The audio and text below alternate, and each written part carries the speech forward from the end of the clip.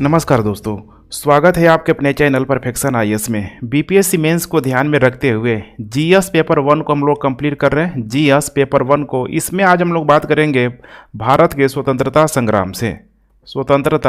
संग्राम से संबंधित इम्पोर्टेंट यहाँ पे प्रश्नों को।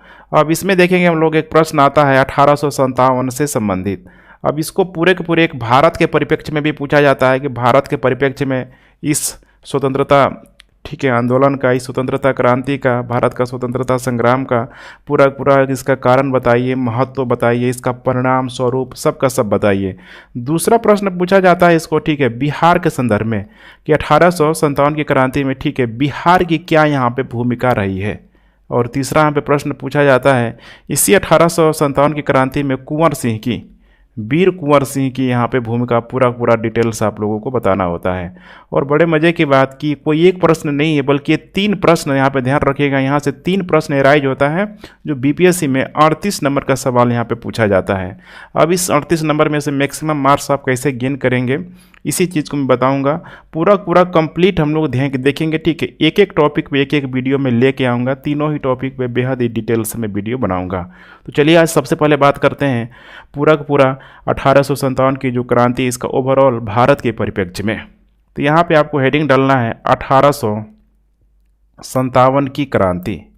1857 की क्रांति, कई जगह इसे विद्रोह भी बोला जाता है। सबसे पहले यहाँ पे बात करेंगे हम लोग इसकी भूमिका की। इस भूमिका में थोड़ा बहुत आपको चूँकि आंसर राइटिंग करना है, तो जहाँ से मन करे बेहद ही आपकी भूमिका प्रभावशाली यहाँ पे होना चाहिए। खासकर यहाँ पे अंग्रेज़ों का किस तरीके से भारत में आगमन हुआ, किस प्रकार से उनकी जो व्यापारिक महत्वाकांक्षा धीरे धीरे भारत में राजनीतिक महत्वाकांक्षा को जागृत कर दिया, सारे ही चीज़ों को आपको बताना है। और लास्ट में आपको यहाँ पे ये भी मेंशन कर देना है कि अभी भी इसको अध्ययन सामग्री को लेके बहुत अधिक मतलब कोई क्रिस्टल क्लियर नहीं है। अध्ययन सामग्री की यहाँ पे कमी है, काफ़ी यहाँ पे कमी है, क्योंकि यहाँ पे अधिकतर मात्रा में सरकारी दस्तावेज ही मिले हुए हैं। और सरकारी दस्तावेज जब मिला हुआ है तो उस समय अंग्रेज़ों के द्वारा ही यहाँ पे लिखा गया है जो भी डॉक्यूमेंट्स हैं, तो उसमें एक संशय की स्थिति जरूर यहाँ पे आपको दिखाई देगी। दूसरा बात करेंगे हम लोग इसके कारणों के बारे में कि 1857 की क्रांति का कारण क्या था। बहुत सारा कारण है, इसको राजनीतिक, आर्थिक, सामाजिक इन सारे कारणों में बांट के देखने की ज़रूरत होती है। उसके बाद जब ये क्रांति भड़का तो इसका उदय कैसे हुआ, इसका विस्तार किन किन क्षेत्रों में हुआ, फिर इसका अंग्रेज़ों के द्वारा दमन किस प्रकार से किया गया। ध्यान रखिएगा, ये बीपीएससी का आंसर राइटिंग है, डिटेलिंग आपको करना होगा।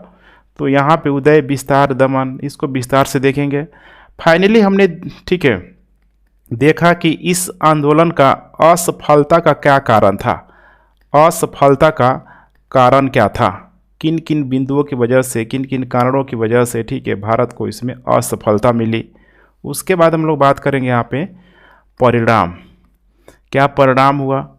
उसके बाद यहाँ पे इसका महत्व की बात कर रहे हैं, या फिर समीक्षा भी कह सकते हैं, या फिर इसकी निष्कर्ष भी कह सकते हैं। यहाँ पे हम लोग लास्ट में इसको पूरे तरीके से बाइंड अप करेंगे। इतना करने के बाद तो आपको अंदाज़ा लग गया होगा, एक बहुत बड़े डायमेंशन के अंतर्गत पूरा का पूरा हम लोग एकदम डिटेल्स इसका एनालिसिस करने वाले हैं। तो सबसे पहले आप लोगों को हेडिंग डालना है इसकी भूमिका के बारे में। यहाँ पे भूमिका के संदर्भ में आपको बताने की ज़रूरत है कि किस प्रकार से ईस्ट इंडिया, ध्यान रखिएगा, ईस्ट इंडिया कंपनी का 1600 ईस्वी में इनका भारत में आगमन हुआ। और धीरे धीरे इनकी जो व्यापारिक महत्वाकांक्षा थी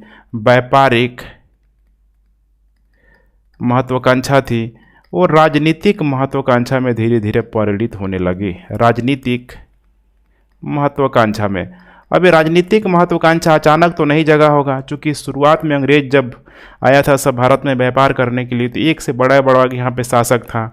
जैसे जैसे शासकों की स्थिति कमज़ोर होती चली गई, उन परिस्थितियों से उपजी जो भी यहाँ पे समझ रहे हैं ना, मतलब परिस्थिति के रूप में आप समझ सकते हैं, उसी का अंग्रेज़ों ने यहाँ पे लाभ लेना चाहा।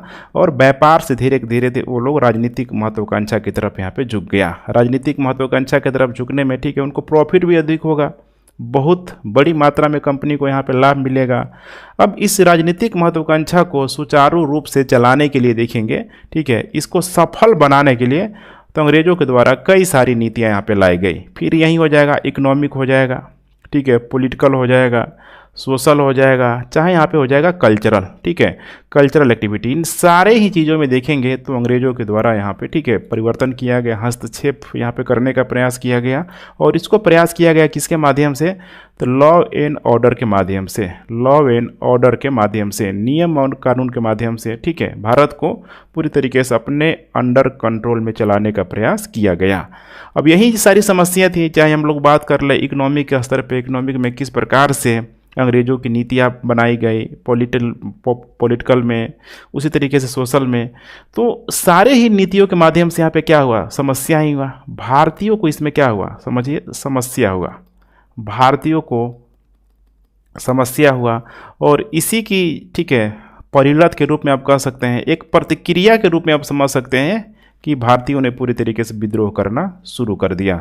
और यही जो विद्रोह है 1857 का, जो विद्रोह 1857 की जिसे क्रांति भी बोला जाता है, इसी को आप समझ सकते हैं कि सबसे सशक्त जन आंदोलन के रूप में, मैंने 1857 तक की मैं बात कर रहा हूँ, सबसे सशक्त जन आंदोलन के रूप में ये पूरी तरीके से, ठीक है, खासकर भारत के उत्तर क्षेत्रों में यहाँ पे छाया रहा, बिहार, उत्तर प्रदेश के इलाकों में। और ये देखेंगे तो ये कब हो रहा है? तो राष्ट्रीय भावना के जागरण से पहले, क्योंकि अभी तक देखेंगे तो राष्ट्रीय भावना का पूरी तरीके से प्रचार प्रसार यहाँ पे नहीं हुआ था। राष्ट्रीय भावना के जागरण से पूर्व, ध्यान रखिएगा, जागरण से पूर्व एक ब्रिटिश विरोधी भावना के रूप में, एक ब्रिटिश विरोधी भावना के रूप में इसे आप समझ सकते हैं। या फिर इसी को आप कह सकते हैं कि यहीं से जब प्रक्रिया आगे चल पड़ी तो धीरे धीरे यह आंदोलन राष्ट्रीय आंदोलन का प्रस्थान के रूप में आप समझ सकते हैं। माने यही आंदोलन धीरे धीरे क्या हो गया? तो राष्ट्रीय आंदोलन का प्रस्थान का पूरी तरीके से सूचक यहाँ पे बन गया। क्योंकि यह भारतीयों के द्वारा प्रतिक्रिया थी, अर्थात इसका मतलब आप ही ये भी समझ सकते हैं कि अगर कोई भी उपनिवेश अगर प्रतिक्रिया कर रहा है, इसका मतलब उसको अंदाजा है कि हमारा शोषण हो रहा है। यहाँ पे एक लाइन यहाँ पे मेंशन कर सकते हैं, अर्थात अब जो उपनिवेश था बिल्कुल अब वयस्क हो चुका था। इसको समझ में आ रहा था, इस उपनिवेश को, कि भाई हमारा शोषण हो रहा है, हमारा शोषण हो रहा है। और इसी की वजह में पूरी की पूरी, ठीक है, भारत का, ठीक है, 1857 की क्रांति के रूप में प्रतिक्रिया किया गया। इसी को इतिहासकारों के द्वारा भारत का प्रथम स्वतंत्रता संग्राम भी बोला जाता है। भारत का प्रथम स्वतंत्रता संग्राम के रूप में भी यहाँ पे जाना जाता है। तो इतना भूमिका पर्याप्त है, इसको और अच्छे तरीके से आप लिख सकते हैं बाकी चीज़ों को समझते हुए। अब आइए हम लोग बात करते हैं यहाँ पे अध्ययन संबंधी समस्याएं। चूँकि 1857 की क्रांति का जब भी अध्ययन करते हैं तो एक समस्या आती है, और ये रिसोर्स की। तो अध्ययन संबंधी समस्याएं, अध्ययन संबंधी समस्याएं। अब इन थोड़ा सा समस्याओं पे आप नज़र डालें तो देखेंगे सबसे बड़ी मात्रा में जो यहाँ पे पाया गया है, यहाँ पे सरकारी दस्तावेज। अब जितना भी सरकारी दस्तावेज में यहाँ पे देखेंगे, अब सरकारी दस्तावेज मतलब समझ रहे हैं ना, यहाँ पे पूरा का पूरा उस समय कौन था? सरकारी लोग, ब्रिटिशर लोग था, ये लोग बोलता है, और कुछ नहीं था, बल्कि यह मात्र एक सैनिक विद्रोह था। सैनिकों के द्वारा यहाँ पे विद्रोह किया गया था।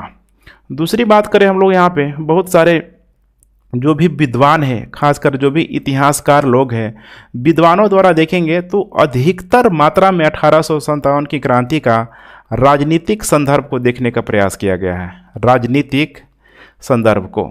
लेकिन इस राजनीतिक संदर्भ में इतना अधिक बल दिया गया है कि इसका बाकी जो अन्य जो आयाम है पूरी तरीके से छूट गया है। कोई भी क्रांति का, ठीक है, एक ही कारण नहीं हो सकता है, राजनीतिक, आर्थिक, सामाजिक, बहुत सारे उसके कारण होते हैं। लेकिन यहाँ पे बल किस में दिया गया? स्टडी में जो बल दिया गया है, राजनीतिक कारणों पे यहाँ पे बल दिया गया है। अन्य आयाम में जैसे हम लोग देखेंगे, खासकर आर्थिक संदर्भ में इसका स्टडी बहुत ही कम किया गया है, आर्थिक संदर्भ में। इसके वजह से बहुत सारा जो पक्ष है इसका अधूरा लगता है, पक्ष अधूरा यहाँ पे लगता है। ये भी एक कारण है। अब इसको एग्जाम्पल के रूप में आप समझ सकते हैं, एग्जाम्पल के रूप में, जैसे कि ब्रिटिश शासन का संपूर्ण भारत पे क्या हुआ था, यहाँ पे अधिकार हुआ था। ब्रिटिश शासन का जब संपूर्ण भारत पर जब अधिकार था, वैसे संपूर्ण भारत पे नहीं कहेंगे, ठीक है, संपूर्ण भारत में दो तरीके से उनका कंट्रोल था। एक तो था यहाँ पे प्रत्यक्ष और दूसरा था यहाँ पे अप्रत्यक्ष। अप्रत्यक्ष मतलब कि यहाँ पे देशी रियासत जो कि बहुत बड़ा भूखंड को, ठीक है, लगभग भारत के लगभग 30% भूखंडों पे देखेंगे तो इन देशी रियासतों का पूरी तरीके से कंट्रोल था। तो ये लोग अंग्रेजों के अधीन ही यहाँ पे कहीं न कहीं यहाँ पे कार्य कर रहा था। तो यहाँ पे एक ब्लेम किया जाता है कि ब्रिटिश शासन का जब संपूर्ण भारत पे अधिकार था तो 1857 का जो विद्रोह है, 1857 का जो विद्रोह है सिर्फ उत्तर में क्यों हुआ, उत्तर के क्षेत्रों में भी, बिहार और खासकर, ठीक है, उत्तर प्रदेश में क्यों हुआ, कुछ इसका छींटे आपको कश्मीर की तरफ दिखाई देगा, मध्य प्रदेश की तरफ दिखाई देगा, इसके अलावा असम के क्षेत्रों की तरफ यहाँ पे दिखाई देगा, ठीक है। तो बोला गया लोग उत्तर में क्यों हुआ, यहाँ पे दक्षिण में क्यों नहीं हुआ, दक्षिण में यहाँ पे क्यों नहीं हुआ, प्रश्नवाचक चिन्ह, ये भी एक समस्या का कारण है। दूसरा सबसे बड़ी इसकी समस्या होती है इसके स्वरूप को लेकर आप लोगों ने भी जरूर इसको स्टडी किया ही होगा, ठीक है। स्वरूप को लेकर इसमें दो अलग अलग मत सामने आते हैं। एक तो आता है यहाँ पे देशी और दूसरा आता है यहाँ पे विदेशी, ठीक है। अब देशी विदेशी मतों में देखेंगे तो कोई बोला गया कि यह सिपाही विद्रोह है, कोई बोलेगा यह जमींदार विद्रोह है, कोई बोलेगा कि 1857 की ये क्रांति है, मतलब 1857 की क्रांति, या फिर इसको बोलेगा लोग विद्रोह है, ठीक है। तो क्रांति समझ रहे हैं ना, मैंने कोई भी लक्ष्य को पाने के लिए, ठीक है, एकदम मतलब हिंसक गतिविधियों से किसी तरीके से उसे प्राप्त कर लेना ही होती है क्रांति। विद्रोह का मतलब थोड़ा सा, ठीक है, उसकी इंटेंसिटी आपको कम दिखाई देगी क्रांति से। वही आंदोलन का मतलब हो जाता है कि भाई इसकी इंटेंसिटी बहुत लंबे समय तक, इसका इफेक्ट जो है आगे समय तक, ठीक है, कितना प्रभावशाली रहा था। जैसे 1857 की क्रांति का आंदोलन भी बहुत सारे लोग कहते हैं, ठीक है, क्योंकि इसी का एक तरीके से परिणाम था जिसकी वजह से आगे बहुत सारा, ठीक है, गांधी जी के द्वारा जो भी आंदोलन किया गया, तो कहीं न कहीं उसमें 1857 की क्रांति की झलक हमें देखने के लिए जरूर मिलती है। कुछ विद्वानों के द्वारा बोला जाएगा भारत का प्रथम स्वतंत्रता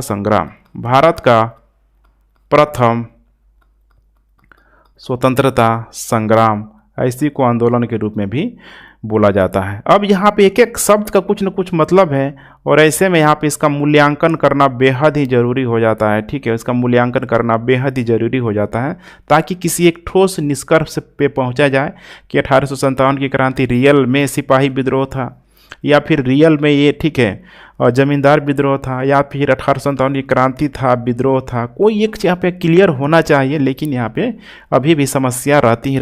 अलग अलग बुक में आपको अलग अलग चीज़ें देखने के लिए मिल जाएंगी। अब आइए एक बहुत बड़े डायमेंशन के अंतर्गत हम लोग कवर करते हैं 1857 के विद्रोह का यहाँ पे कारण कौन कौन सा ऐसा कारण था। अब बहुत सारे कारण हैं। सबसे पहले हम लोग बात करते हैं यहाँ पे राजनीतिक कारण की, ठीक है।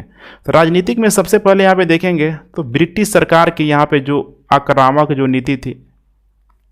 नीति, इसमें खासकर अगर मैं नाम ले लूँ यहाँ पे डलहौजी की, तो देखिए डलहौजी ने, ठीक है, पूरे के पूरे क्षेत्रों को मिलाने के लिए डलहौजी ने कई प्रकार से नीतियाँ अपनाई। जैसे कि सबसे पहले, ठीक है, अगर देखा जाए तो सहायक संधि प्रणाली को भी, ठीक है, चलाया जा रहा था। सहायक संधि प्रणाली, हालांकि डलहौजी का पूरा नहीं है, ये तो उसी समय चल रहा था जब फ्रांसीसी गवर्नर यहाँ पे डुप्लीकेट हुआ करता था, ठीक है। तो जनक उसी को माना जाता है, सहायक संधि प्रणाली को। फिर आगे चल के अंग्रेजों ने भी इसको लागू किया, क्लाइव ने भी लागू किया, ठीक है। तो समझना है आपको। उसके बाद यहाँ पे लाया गया हड़प की नीति, ठीक है। उसके अलावा यहाँ पे लाया गया गोद प्रथा। हड़प की नीति के माध्यम से यहाँ पे कि किसी राज्य को यहाँ पे हड़प लेना है, ठीक है, हड़प की नीति ध्यान रखिएगा, ठीक है। दूसरा है यहाँ पे गोद प्रतिषेध की यहाँ पे नीति कि अगर किसी भी शासक के पास अगर उसके अपना वंश नहीं है तो किसी भी दत्तक पुत्र को यहाँ पे, ठीक है, शासक नहीं बना सकता है। तो भाई उसके साम्राज्य को, उसके प्रांत को ये, ठीक है, ब्रिटिश सरकार में इसको मिला लिया जाएगा, ठीक है। तो कुल मिला के इसका एक ही उद्देश्य यहाँ पे था, ध्यान रखिएगा, इसका एक ही उद्देश्य था कि जो भी यहाँ पे रियासत है, जो भी यहाँ पे रियासत है उसको ब्रिटिश साम्राज्य में यहाँ पे मिला लेना, ब्रिटिश साम्राज्य में, ठीक है, मिला लेना, इसको मर्ज कर लेना, ठीक है। दूसरे कारणों की बात कर ले हम लोग यहाँ पे आर्थिक कारण की। आर्थिक बहुत बड़ा कारण होता है, ध्यान रखिएगा, सबसे बड़ी समस्या यही होता है, आर्थिक कारण, ठीक है। इसमें हम लोग नंबर 1 देखें यहाँ पे तो ब्रिटिश औपनिवेशिक नीति, ब्रिटिश औपनिवेशिक नीति। अब इस औपनिवेशिक नीति में आप लोग देखेंगे जो सबसे जो बड़ा फैक्टर होता है ये होता है इन लोगों का भू राजस्व व्यवस्था। भू राजस्व व्यवस्था की बात कर ले हम लोग, जैसे कि सड़क सारा इसमें, ठीक है, स्थायी बंदोबस्त, महलवाड़ी, रैयतवाड़ी, सबको सब इसमें शामिल करते चलना है। भू राजस्व व्यवस्था के साथ साथ यहाँ पे हम लोग देखें तो कच्चा माल को लेके, कच्चा माल का ये भारत पूरी तरीके से यहाँ पे स्रोत बन चुका था और भारत का जो बाजार था तैयार माल के लिए पूरी तरीके से यहाँ पे तैयार कर लिया गया था। तैयार माल के लिए यहाँ, ठीक है, बाजार भारत के रूप में डेवलप हो चुका था। समस्या क्या थी कि कच्चा माल को, ठीक है, भारत से ले जाओ और उन कच्चे माल को इंग्लैंड से, ठीक है, समझ रहे हैं ना, इंग्लैंड से तैयार करके लाओ और भारत के बाज़ारों में बेचो। इससे क्या समस्या हुआ तो भारत का जो भी यहाँ पे, ठीक है, कृषि व्यवस्था था चौपट हो गया। जो भी छोटे मोटे उद्योग या व्यापार थे सब यहाँ पे, ठीक है, चौपट हो गया, सब यहाँ पे बर्बाद हो गया।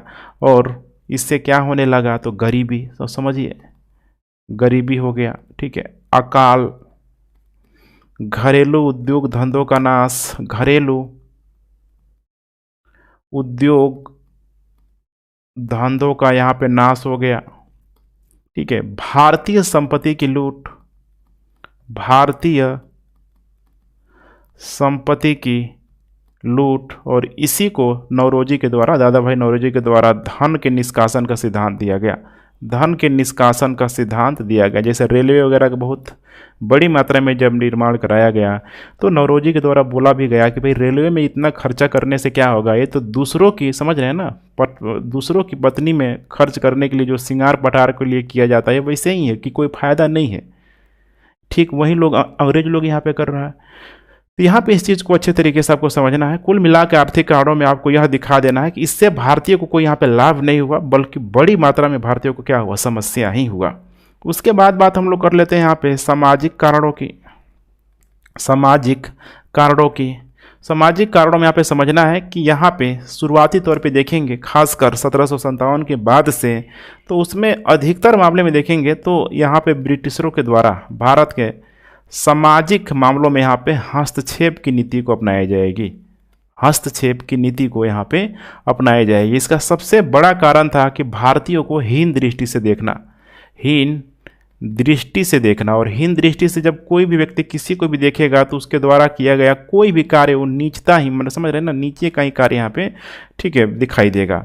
हीन दृष्टि से देखना, इनके धार्मिक गतिविधियों पे चोट करना, धार्मिक यहाँ पे आलोचना करना, धार्मिक आलोचना करना। हालांकि इसमें देखेंगे आगे चल के जब अंग्रेजों को लगा कि भाई यहाँ करने से हमें कोई अधिक लाभ यहाँ पे नहीं मिलेगा, और तो और यहाँ पे विद्रोह भी हो जा रहा है, बहुत सारा जनजातीय विद्रोह के रूप में भी आपको समझने की ज़रूरत है।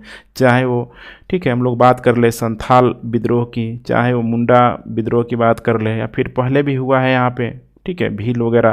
तो यहाँ पे देखेंगे तो जनजातियों के सामाजिक मामलों में अधिक से अधिक हस्तक्षेप करने का प्रयास किया गया था, जिसके वजह से आंदोलन का एक बहुत बड़ा कारण बना था। तो हालांकि इसमें देखेंगे तो यहाँ पे बहुत सारा यहाँ पे परिवर्तन भी किया गया।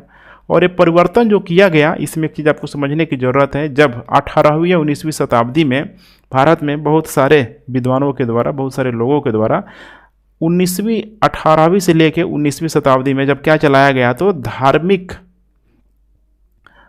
सामाजिक धार्मिक सुधार आंदोलन चलाया गया। सामाजिक धार्मिक सुधार आंदोलन यहाँ पे चलाया गया। तो यहाँ से देखेंगे तो अंग्रेजों ने भी अपनी नीति को बदला। इस मामले में आप कुछ चीज़ों को समझने की ज़रूरत है, जैसे कि सती प्रथा हो गया। सती प्रथा का यहाँ पे, ठीक है, पूरी तरीके से उन्मूलन किया गया विलियम बेंटिक के नेतृत्व में। चूँकि यहाँ पे जो भी कानून बना के दिया गया, ठीक है, फाइनली तो पारित उन लोगों के द्वारा किया गया। उसी तरीके से यहाँ पे विधवा विवाह हो जाएगा। विधवा विवाह के समय ध्यान रखिएगा, जो गवर्नर जनरल था ये कैनिंग था, कैनिंग। और सती प्रथा के समय कौन था? William Bentinck. William Bentinck. उसी तरीके से यहाँ पे 1856 में, ठीक है, 1856 में देखेंगे तो हिंदू उत्तराधिकार कानून में परिवर्तन किया गया। हिंदू उत्तराधिकार कानून में परिवर्तन, ठीक है, कानून में, आप लोग मेरी आवाज़ को सुनिएगा, इससे आप लोग कैच जरूर कर लीजिएगा। हिंदू उत्तराधिकार कानून में परिवर्तन। तो कुल मिलाकर आप देख रहे हैं सामाजिक व्यवस्था में शुरुआत में अंग्रेजों ने हस्तक्षेप की नीति को अपनाया, लेकिन बाद में अहस्तक्षेप की नीति को अपनाया गया। लेकिन शुरुआत में तो अपनाया गया हस्तक्षेप की नीति, तो सामाजिक हो गया, आर्थिक हो गया, राजनीतिक हो गया, कुछ और भी कारण है, जैसे कि हम लोग सैनिक व्यवस्था, जो कि 1857 का सबसे बड़ा कारण माना जाता है। सैनिक व्यवस्था को लेकर यहाँ पे क्या था? तो पूरी तरीके से यहाँ पे पक्षपात पे चल रहा था। पक्षपात पे अर्थात ब्रिटिश सैनिकों को अधिक से अधिक वेतन दो, भारत के सैनिकों को कम से कम वेतन दो। ब्रिटिश सैनिकों का प्रमोशन बड़ी तेज़ी से होता था, भारतीय सैनिकों का प्रमोशन यहाँ पे, ठीक है, बहुत ही कम होता था। मतलब समझ रहे हैं यहाँ पे, जो भी यहाँ पे वेतन था भारतीय सैनिकों का वेतन, या हम लोग भत्ते की अगर बात करते हैं, तो एक भारतीय सैनिक का, एक जो भारतीय सैनिक का जो वेतन था 7 से 8 रुपये मासिक होता था, मंथली। वहीं एक सूबेदार का जो पद था, सूबेदार के पद में देखेंगे तो 35 रुपये होता था, जो कि ठीक है भारतीय सैनिकों के लिए सबसे बड़ा पद हुआ करता था सूबेदार, इससे ऊपर वो जा ही नहीं सकते थे। वहीं सूबेदार के पद में जो ब्रिटिशर जो लोग था, उन लोगों का वेतन था 195 रुपये, ठीक है, प्रति मंथ। तो देख पा रहे हैं यहाँ पे कितना यहाँ पे भेदभाव किया जा रहा था। दूसरी बात करें हम लोग यहाँ पे धार्मिक भेदभाव को लेके, धार्मिक भेदभाव, और धार्मिक भेदभाव में सबसे अधिक समस्या आई सिखों को। दूसरी समस्या यहाँ पे मुसलमानों को, हिंदुओं को भी समस्या थी, लेकिन सबसे अधिक समस्या इनको थी, जो इनकी दाढ़ी बड़ी होती, बड़े बड़े केस जो इनके, ठीक है, होते थे, उनको यहाँ पे काटने के लिए बोला गया। तो डायरेक्ट ये धर्म पे ही उस समय, ठीक है, पूरी तरीके से अटैक था। 1856 में देखेंगे तो इन लोगों के द्वारा एक सेना एक्ट लाया गया, सेना एक्ट, जिसमें यह अनिवार्य कर दिया गया कि भाई समुद्र पार जाना, समुद्र की सेनाओं को कहाँ जाना है? समुद्र पार जाना है। और समुद्र पार जाने से खासकर जो भारतीय जो सेना थे, ये लोग अपने धर्म का अपमान समझते थे, ठीक है, क्योंकि ये सदियों से चली आ रही है कि भाई समुद्र में नहीं जाना है, समुद्र में नहीं जाना है, समुद्र में राक्षस लोग रहते हैं, जाओगे वहाँ तुम्हारा धर्म भ्रष्ट हो जाएगा। तो ये भी एक बहुत बड़ा परसेप्शन था। उसके बाद देखेंगे यहाँ पे तो 1856 में ही एक चीज़ और लाया गया था, ठीक है, अवध का यहाँ पे विलय कर लिया गया, अवध का विलय। अब अवध का विलय करने से क्या हुआ? तो अवध में देखेंगे ना तो बहुत बड़ा जो, ठीक है, गंगेटिक जो एरिया है, किसानी वाला क्षेत्र है, तो किसान ही चूँकि उस समय बहुत बड़ी संख्या में, ठीक है, सैनिक के रूप में मौजूद होते थे। और अवध में जो कि उस समय नवाब अली, ठीक है, शाह जो वहाँ का जो शासक हुआ करता था, कुशासन का आरोप लगा कर अवध का विलय कर लिया गया। इसके वजह से वहाँ के सैनिक पूरी तरीके से उग्र हो गए। इसके अलावा देखेंगे एक कारण और है, 1854 में यहाँ पे डाकघर एक्ट ला के यहाँ पे, ठीक है, निःशुल्क जो पत्रकारिता जो होती थी, पत्रचार जो होता था, निःशुल्क पत्रचार, जो भी भारतीय सैनिक अपने सगे संबंधी, अपने घर वालों से बात करते थे, ये निःशुल्क मतलब जो फैसिलिटी थी, इसको यहाँ पे हटा दिया गया। ये भी एक बहुत बड़ी समस्या का कारण था। अब यहाँ पे अंतिम जो कारण बन के आता है, हम लोग देख लेते हैं यहाँ पे तत्कालिक कारण, कि आखिर किस वजह से यहाँ पे, ठीक है, जो समस्याएं थी बिल्कुल एक क्रांति का यहाँ पे रूप ले लिया। तो यहाँ पे आप देख पा रहे हैं ना, कोई भी कारण यहाँ पे, ठीक है, बड़ा नहीं होता है कि अचानक किसी भी बड़े आंदोलन को अचानक, ठीक है, एक झटके में शुरू कर दे। सदियों से भाई इनका क्या हो रहा है, हर एक मामले में शोषण किया जा रहा है, लेकिन लास्ट मोमेंट होता है ना, मतलब घी में आग काम करने का, ठीक है, मतलब एक बार बार बोलता हूँ, एक आग जलाने के लिए चिंगारी ही काफ़ी है। वो चिंगारी था यहाँ पे तत्कालिक कारण में, उस समय था कैनिंग, गवर्नर जनरल था कैनिंग, ठीक है। तो उस समय देखेंगे तो एक बंदूक चलाया जाता था, जिस बंदूक को बोला जाता था ब्राउन्स बंदूक। तो ब्राउन्स बंदूक में, ठीक है, डायरेक्ट यहाँ पे कारतूस होता था, लगाना होता था, ठीक है, इसे समझते हैं ना, लंबा जो होता है, इसमें डाला जाता था भर के, और उसके बाद फायर किया जाता था इस नली में। तो उसमें वैसी कोई समस्या नहीं थी। लेकिन अब ब्राउन्स बंदूक को कैनिंग के समय रिप्लेस करके यहाँ पे एक राइफल लाया गया, इनफील्ड इनफील्ड यहाँ पे राइफल, ठीक है। अभी इस इनफील्ड राइफल में जिस कारतूस का प्रयोग किया जाता था, कारतूस का प्रयोग किया जाता था, उसको दांतों से खींचना पड़ता था। चर्बी वाला जो भाग ऊपर चर्बी लगा रहता था, ठीक है, अंदर जो भी मटेरियल होता था छर्र, ठीक है, उसमें जो भी होता था गोला बारूद टाइप का, तो यहाँ पे दांतों से खींच के इस राइफल में यहाँ पे डालना होता था। और यही समस्या हो गया, बोला गया कि भाई दांतों से खींचते हो और ये जो चर्बी जो बनी होती है ये सूअर की होती है या ये ठीक है गाय की होती है, सूअर या गाय की होती थी। अब यही सबसे बड़ा समस्या का कारण बना, ठीक है। इसमें चूंकि जो भी यहाँ पे हिंदू सैनिक थे, मुस्लिम सैनिक थे, एक देख पा रहे हैं यहाँ पे रिलीजन को लेके भारतीय इतिहास में देखेंगे तो कितना भी उनको सता लीजिए, कहीं कोई समस्या नहीं है यहाँ पे, ठीक है। लेकिन जब बात आती है धार्मिक गतिविधियों की तो सेंटिमेंटल समझ रहे हैं ना कितना अधिक होता है। देखिए यहाँ पे सूअर और गाय का नाम लेते हैं, यहाँ पे हिंसाएं यहाँ पे पूरी तरीके से शुरू हो गई। हिंदू और मुस्लिम धर्म के दोनों ही सैनिकों के द्वारा, यहाँ पे ही दोनों धर्म के सैनिकों के द्वारा यहाँ पे पूरी तरीके से क्या कर दिया गया, विद्रोह कर दिया गया। ध्यान रखिएगा, विद्रोह कर दिया गया। तो यही बना तत्कालिक कारण और ये तेजी से अब यहाँ पे पूरी तरीके से फैलने लग गया। ध्यान रखिएगा, तेजी से अब यहाँ पे पूरी तरीके से फैलने लग गया। लेकिन यहाँ पे हम लोग बात करते हैं सैनिक विद्रोह को लेके, तो अचानक नहीं था कि भाई कारतूस को लेके, ठीक है, या फिर समझ रहे ना यहाँ पे सूअर और गाय को लेके अचानक ये उग्र हो गया। सैनिक विद्रोह देखेंगे, ठीक है, तो पहले किसी न किसी क्षेत्र में आपको दिखाई देगा अंग्रेजों के खिलाफ। तो यहाँ पे आपको थोड़ा सा अपना आंसर अट्रैक्टिव करने के लिए एक छोटा सा सब हेडिंग डालना है कि 1857 से पहले, 1857 से पहले सैनिक विद्रोह, सैनिक विद्रोह जब भी आप डाल देंगे अपने आंसर में तो यकीन मानिए, ठीक है, बीपीएससी का कमीशन में जाएगा तो ऐसा एक इकलौता समझिए कि आपके पास, ठीक है, मैंने एग्जामिनर के पास कॉपी होगा जो लिखा रहेगा कि नहीं भाई सैनिक विद्रोह के पहले भी कुछ विद्रोह हुआ है 1857 से पहले, और उसको आपको यहाँ पे दिखा देना है। मैंने कुल मिला के दिखाना है कि अंग्रेजों के खिलाफ पहले भी सैनिकों की नाराजगी थी। जैसे 1764 की बात कर ले हम लोग, बक्सर आंदोलन जब हुआ था, ठीक है, बक्सर समझ रहे हैं ना, विद्रोह जो हुआ था यहाँ पे बिहार के क्षेत्रों में, आपको याद होगा। तो इसमें जो शासक था, जो भागा हुआ बंगाल का जो नवाब था मीर कासिम, ध्यान रखिएगा, मीर कासिम, ठीक है। तो यहाँ पे देखेंगे तो जो भी यहाँ पे सैनिक जो लोग थे मौजूद थे, जो अंग्रेजों की सैनिकों में शामिल थे, भारतीय सैनिक, ठीक है, एक आके मिल गए किसके, मीर कासिम की सेना में ये लोग आके मिल गया, ठीक है। तो वहाँ पे भी सैनिक विद्रोह हुआ था छोटा मोटा।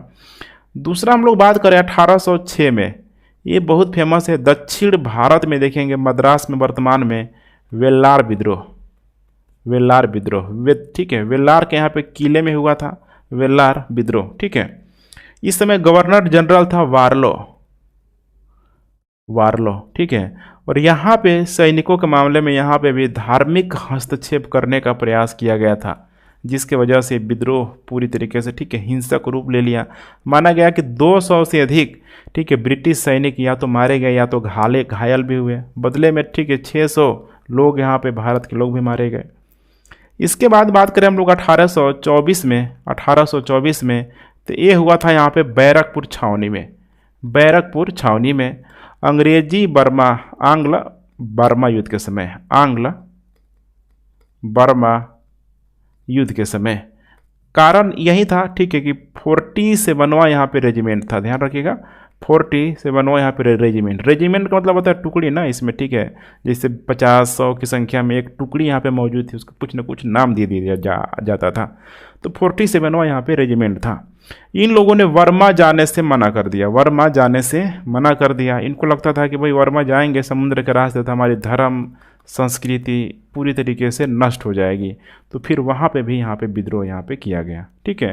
तो यहाँ पे आपको ध्यान रखना है पूरा पूरा कि अचानक 1857 का, जिसे बोला जाता है कि तत्कालिक जो कारण था, ये चर्बी वाला कारतूस जो कारण था, ऐसा नहीं है, उसके पीछे, ठीक है, सैनिकों का पहले से भी असंतोष कहीं न कहीं किसी न किसी क्षेत्र में उमड़ रहा था, ठीक है।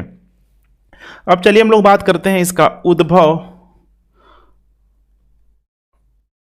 उद्भव कह लीजिए, या फिर इसका किस तरीके से विस्तार किया गया अलग अलग क्षेत्रों में, या फिर इसका दमन किस प्रकार से किया गया, ठीक है। तो थोड़ा सा आप लोग की, ठीक है, घटनाक्रम के रूप में इसको समझने का प्रयास करना है। यहाँ पे मैं एक छोटा सा हेडिंग डाल देता हूँ, घटनाक्रम, ठीक है। तो सबसे पहले देखेंगे आप लोग यहाँ पे जनवरी 1857 में, जनवरी, ठीक है, 1857 में। तो मैं 1857 यहाँ पे मेंशन कर देता हूँ कि बार बार मुझे लिखना नहीं पड़े। तो जनवरी 1857 में क्या हुआ था, तो दमदम छावनी, दमदम छावनी, ये आपको वर्तमान में, ठीक है, वेस्ट बंगाल में, कलकत्ता में आपको देखने के लिए मिल जाएगा। यहीं पे पता चला पहली बार, ठीक है, चर्बी वाले कारतूस के बारे में, चर्बी वाला कारतूस। मैंने बहुत अधिक यहाँ पे लोग फुल प्रूफ नहीं था, लेकिन यहीं से अफवाह धीरे धीरे फैलने लग गई, ठीक है, चर्बी वाला कारतूस। दूसरा अगर हम लोग बात करें यहाँ पे फरवरी की, फरवरी में, तो ये दमदम छावनी से आ गया कलकत्ता में ही बहरामपुर छावनी में, बहरामपुर छावनी में। देखिए आप किस प्रकार से यहाँ पे, ठीक है, जो न्यूज है ब्रॉडकास्ट हो रहा है, ध्यान रखिएगा, न्यूज जो है ब्रॉडकास्ट हो रहा है। उसके बाद मामला आया मार्च में, आ गया ये बैरकपुर छावनी में, बैरकपुर छावनी में। एक नाम से आप लोग भली भांति परिचित ही होंगे, मंगल पांडे। तो मंगल पांडे के नेतृत्व में यहाँ पे विद्रोह किया गया, मंगल पांडे के नेतृत्व में, जिसमें एक अंग्रेज अधिकारी, ठीक है, जिसका नाम था बाग, इसकी यहाँ पे हत्या हो गई, ठीक है। और दूसरा था एक और अधिकारी था हियरसे, ठीक है, बेचारा घायल हो गया, घायल हुआ। मंगल पांडे को कीमत भी चुकानी पड़ी। 8 अप्रैल 1857 को मंगल पांडे को फांसी यहाँ पे दे दी गई। लेकिन यही था कि अब वो हवा लग गया था, वो अब आग धीरे धीरे सैनिकों में, ठीक है, फैलते जा रहा था। फाइनली वो दिन आ ही गया यहाँ पे, मई, 10 मई, ये डेट आप लोग याद रखिएगा, 10 मई 1857 को मेरठ में एक व्यवस्थित तरीके से, कह सकते हैं एक व्यवस्थित तरीके से, पूरी तरीके से ये आंदोलन यहाँ पे भड़क उठा, आंदोलन भड़क उठा, शाम को भड़का, ठीक है, रात भर हिंसा हुआ। बहुत सारे जो सैनिक थे वो मेरठ से नज़दीक दिल्ली था, तो यहाँ पे लोग 11 मई को देखेंगे, तो 11 मई को ये लोग कहाँ आ गया, दिल्ली आ गया। और उस समय दिल्ली में मुग़ल शासक का, ठीक है, कठपुतली या फिर कह सकते हैं कि बिल्कुल ही उम्रदराज व्यक्ति बैठा हुआ था, जिसका नाम था बहादुर शाह जफ़र, बहादुर शाह जफ़र, जो उस समय लाल किला में रहता था। आया सब भारी मात्रा में सैनिक लोग आया, गेट खुलवाया लाल किला का, और बहादुर शाह जफ़र को यहाँ पे, ठीक है, विद्रोह का नेता यहाँ पे घोषित कर दिया गया, विद्रोह का नेता घोषित कर दिया गया। तो इसका भी एक स्वार्थ था कि चलो भाई, इतने सारे सैनिक हमारा पास, ठीक है, सहयोग कर रहे हैं। पहले तो ये मना किया, लेकिन कोई ऑप्शन भी नहीं था इसके पास। अगर हम लोग सही में जीत गए तो पहले वाली जो मुग़ल साम्राज्य का जो अस्तित्व था फिर से यहाँ पे जिंदा हो जाएगा। विद्रोह का नेता, और इसको सैनिकों के द्वारा हिंदुस्तान का सम्राट घोषित कर दिया गया, हिंदुस्तान का सम्राट। ये अंग्रेज लोग नहीं है, ये असली हिंदुस्तान का सम्राट तुम हो। बदले में इसको क्या मिला, तो ध्यान रखिएगा, ठीक है, 1862 के आसपास इसकी यहाँ पे मृत्यु हो गई। इसको रंगून भेज दिया गया था अंग्रेजों के द्वारा। देखेंगे तो 1858 में इस क्रांति को दबाने के बाद बेचारे बहादुर शाह जफ़र को रंगून भेज दिया गया था। जो भी इसकी, ठीक है, पीढ़ी थी, इसके बाल बच्चे, सबको मौत के घाट उतार दिया गया। मुग़ल साम्राज्य का पूरा अस्तित्व ही अंग्रेजों ने ख़त्म कर दिया, ठीक है। तो विद्रोह का नेता यहाँ पे चुना गया, तो बहादुर शाह जफ़र ने, देखेंगे तो सेनापति भी चुना, सेनापति इसने चुना था बख्त खान को, बख्त खान को सेनापति चुना, और इसको यहाँ पे उपाधि दिया गया शाह ए आलम का, शाह ए आलम का इसको उपाधि भी यहाँ पे दिया गया। अब थोड़ा सा और भी घटनाक्रम पे हम लोग नज़र डालते हैं। 4 जून, ध्यान रखिएगा, 4 जून 1857 को यहाँ पे ध्यान रखिएगा, लखनऊ में बेगम हजरत महल का आप लोगों ने नाम ज़रूर सुना होगा। बेगम हजरत महल के नेतृत्व में यहाँ पे विद्रोह किया गया। तो भाई इसके साथ समस्या क्या था, तो आपको मैंने बताया था शुरुआती में कि 1856 में कुशासन का आरोप लगा के अवध का जो क्षेत्र था, उस समय शासक हुआ करता था वाजिद अली शाह। ध्यान रखिएगा, वाजिद अली शाह पे कुशासन का आरोप लगा के, जब अंग्रेजों ने लगा कि भाई ये किसी तरीके से मानने वाला नहीं है, तो कुशासन का आरोप लगा दिया भाई, कोई अपने शासन प्रशासन को सही तरीके से नहीं चला रहा है, इसीलिए अवध के क्षेत्र को हम लोग मर्ज कर रहे हैं। एक बफर स्टेट के रूप में, ठीक है, अवध का क्षेत्र मौजूद था, जो लगभग देखेंगे तो पूरब और पश्चिम की तरफ बीच में यहाँ पे कहीं न कहीं, ठीक है, बफर स्टेट के रूप में यहाँ पे मौजूद था। विद्रोहियों को वहाँ पे शरण, ठीक है, देने का भी प्रयास किया जाता था, लोग बहुत उग्र हो जाते थे। तो इस चीज़ को आपको समझना है, ठीक है, इसीलिए अवध को यहाँ पर मिला लिया गया बेगम हजरत महल के नेतृत्व में, ठीक है, सॉरी, मैंने अवध को मिला लिया गया अंग्रेजों ने। तो यहाँ पे, ठीक है, वाजिद अली शाह की पत्नी थी बेगम हजरत महल। अब भाई अब इसके शासक को ही देख रहे हैं ना, इसके पति को कहाँ भेज दिया गया था, कलकत्ता भेज दिया गया था पेंशन दे के, भाई तुम वहाँ जाकर रहो, और इसकी बीवी कहाँ है, लखनऊ में। समस्या आई इसको कि देखो अंग्रेज़ों ने भाई बना बनाया हमारा पूरी तरीके से प्रांत उजाड़ दिया। तो ये भी विद्रोह की आद में यहाँ पे कूद पड़ी। बाद में हालांकि ये भाग गई, जब अंग्रेज़ों ने दमन कार्य की नीति को शुरू कर दिया तो यहाँ पे नेपाल भाग गए, ध्यान रखिएगा, नेपाल भाग गई, काठमांडू में इसकी यहाँ पे मृत्यु हो गई। अब आइए, अब ये पूरी तरीके से विस्तार देखेंगे तो भारत के अलग अलग भागों में फैलने लगा। अब यहाँ पे कुछ और भी बातों को हम लोग देख लेते हैं, जैसे कि कानपुर की बात करें तो कानपुर में आपको ध्यान होगा, ठीक है, कौन था, नाना साहब, नाना साहब, ठीक है, एक दत्तक पुत्र में आप समझ सकते हैं, ध्यान रखिएगा, दत्तक पुत्र, दत्तक पुत्र, ठीक है, मैंने पूरी तरीके से, ठीक है, मराठों से इनका संबंध यहाँ पे जोड़ नहीं सकते हैं ब्लड रिलेशन के आधार पे, चूंकि कैसे थे, एक दत्तक पुत्र के रूप में, ठीक है, इनको यहाँ पे बनाया गया था, कानपुर में रह रहे थे। और दत्तक पुत्र को आपको ध्यान होगा कि अंग्रेज लोग अधिकार नहीं देता था, तो इनको पेंशन संबंधी समस्या थी, पेंशन संबंधी समस्या थी, ठीक है, कि भाई अंग्रेज लोग इनका पेंशन रोक दिया था। इसके जो सेनापति थे तात्या टोपे, सेनापति तात्या टोपे, ध्यान रखिएगा, तात्या टोपे, तात्या टोपे के यहाँ पे धोखे से यहाँ पे इनकी हत्या कर दी गई, ठीक है। और नाना साहब के जो सलाहकार थे, ध्यान रखिएगा, ठीक है, अजीमुल्ला खान, अजीमुल्ला खान, नाना साहब के यहाँ पे कौन थे, सलाहकार थे, ठीक है। तो इन सारे चीज़ों को आपको आंसर में मेंशन कर देना है, ठीक है। कानपुर में भी ये भड़का नाना साहब के नेतृत्व में, ठीक है।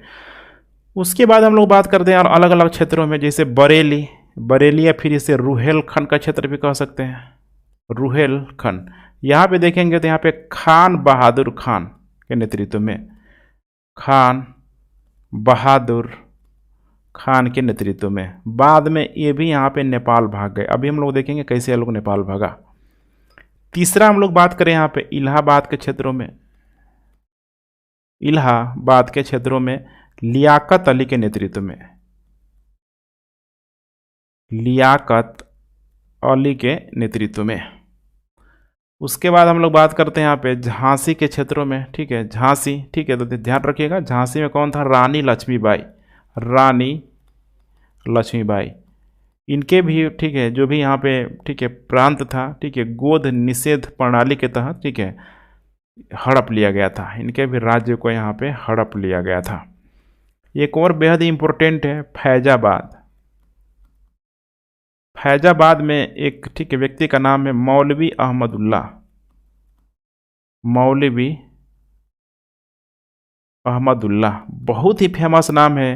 अंग्रेजों ने अहमदुल्ला को 1857 की क्रांति का अपना सबसे बड़ा दुश्मन घोषित किया था, कि सबसे बड़ा दुश्मन यही है अहमदुल्ला, सबसे बड़ा दुश्मन यहाँ पे घोषित किया था अंग्रेजों ने, ठीक है।